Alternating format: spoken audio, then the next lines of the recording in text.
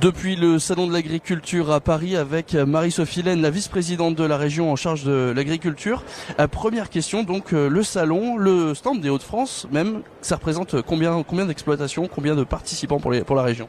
Alors, les participants, on a 9 exposants, c'est pas énorme, mais en fait, il y a quand même beaucoup d'acteurs qui viennent voir les exposants. Donc, on a 75 éleveurs aussi de la région qui exposent dans le hall 1, le hall d'élevage. Donc, ça fait beaucoup de monde, en fait.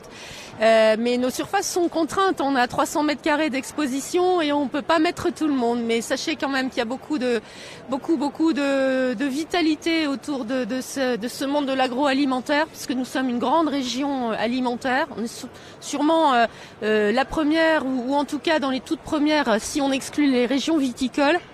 Et donc voilà, vous voyez ici le reflet de l'excellence alimentaire régionale.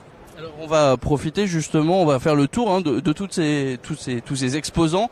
On est ici, on voit donc le bienvenu à la ferme, on voit les géants, on voit vraiment donc tout le patrimoine de la région. Mais on va profiter surtout pour parler un peu de la politique agricole de la région. Concrètement, la part du budget du monde agricole dans le budget de la région, il est de combien?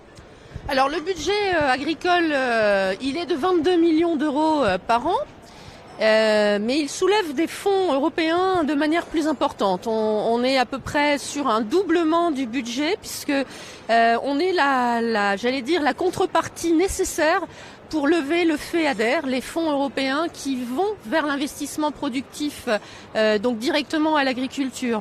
Donc je dirais que il faut pas forcément résumer tout cela à une affaire de budget, mais on a un impact fort quand même sur l'effet levier, sur des investissements d'avenir ou innovants ou qui sont nécessaires pour produire des produits de qualité. On est là à hauteur d'environ 30 à 40% de l'investissement, ce qui est quand même pas négligeable, ce qui donne confiance aux banques.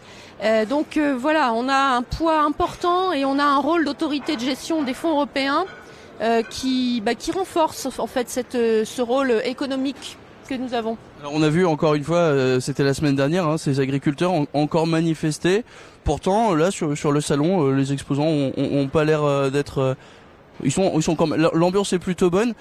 Vous, concrètement, qu'est-ce que vous pouvez annoncer justement à ces manifestants qui étaient entre autres devant la préfecture de Lille avec un cercueil pour annoncer la mort de la profession? On n'en est pas encore là, c'est bien évidemment une exagération. Non, bien sûr, mais ils manifestaient à juste titre contre les accords du Mercosur, c'est-à-dire contre l'arrivée massive, prévisible, de viande venue d'Argentine, venue du Brésil, venue du Uruguay. Enfin, toutes ces importations nous font peur, à juste titre, et font peur à l'agriculture parce que c'est souvent des productions fort intensives, avec des contraintes environnementales et sanitaires qui sont pas les nôtres, alors que nous, l'agriculture, endosse vraiment toutes les contraintes normatives que met l'Europe, mais que remet aussi au-dessus la France, ce qui fait qu'on lutte plus à armes égales. Et on se demande vraiment, effectivement, pourquoi on ouvre la porte à ces nouvelles productions, alors que les nôtres, avec autant de qualité, autant de savoir-faire, autant de sélection aussi des races, ne peuvent pas rivaliser déjà. Donc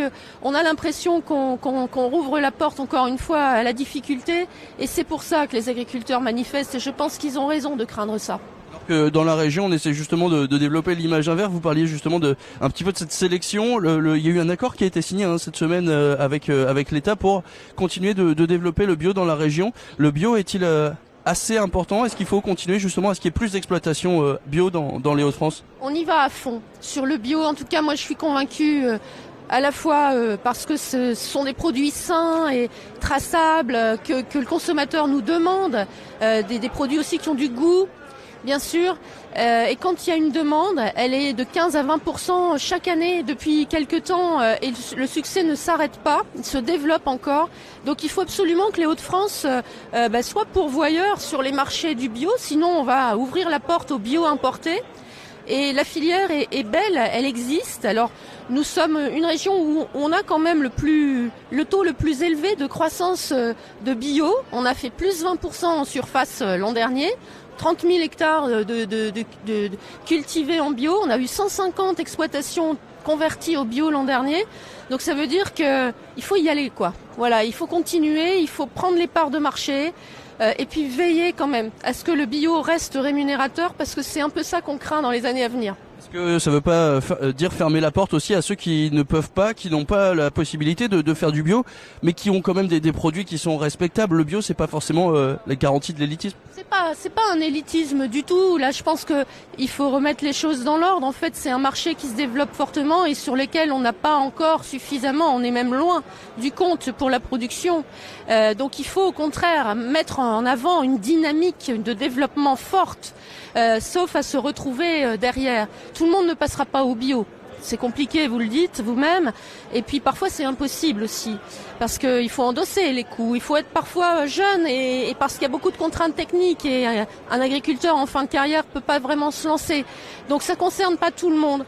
Mais il faut le faire quand même, bien sûr.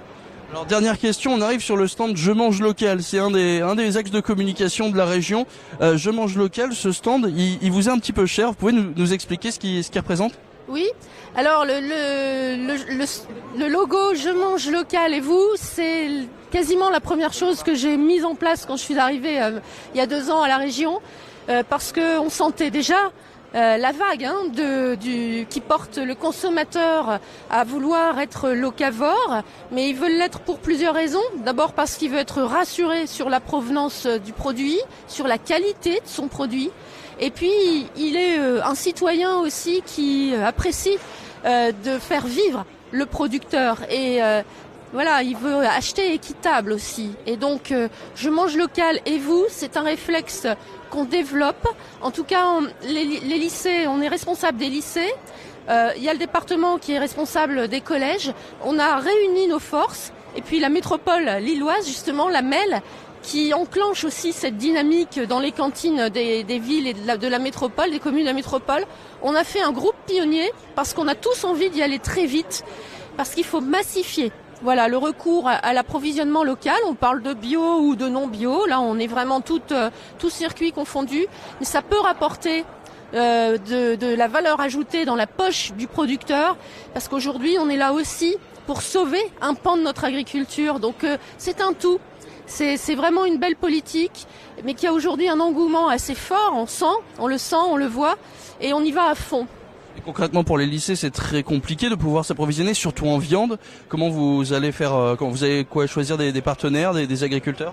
C'est pas si compliqué. En fait, je vais faire simple, mais vous avez des établissements qui recherchent des producteurs autour de chez eux et puis qui fonctionnent ce qu'on appelle au gré à gré. Alors ça, c'est pas des volumes énormes, ni ça n'importe pas énormément. Par contre, on est obligé d'écrire des cahiers des charges et de passer des appels d'offres qui, eux, rassemblent les commandes de tous les lycées et de tous les collèges de la région sur un produit donné.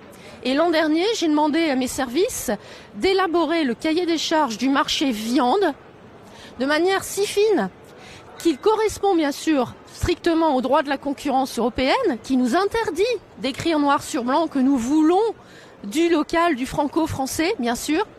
Mais en tout cas, le cahier des charges est tellement bien rédigé, tellement finement, que seuls des producteurs ou des acteurs locaux, des entreprises, des PME locales qui travaillent avec des producteurs et de manière équitable, peuvent répondre. Alors, on a passé de 3% de commandes de viande fraîche locale à 47%. Voilà le résultat d'une politique publique volontariste qui ne coûte pas plus cher, mais qui fait vivre les acteurs locaux et donc l'agriculture locale. Donc je suis assez fière de ce qu'on a déjà réussi, mais ça n'est qu'un début. On suivra ça avec attention. Merci beaucoup Marie-Sophie Laine, vice-présidente de la région en charge donc de l'agriculture. Et puis on continue évidemment de vous présenter tout ce salon de l'agriculture ici à Paris, édition 2018.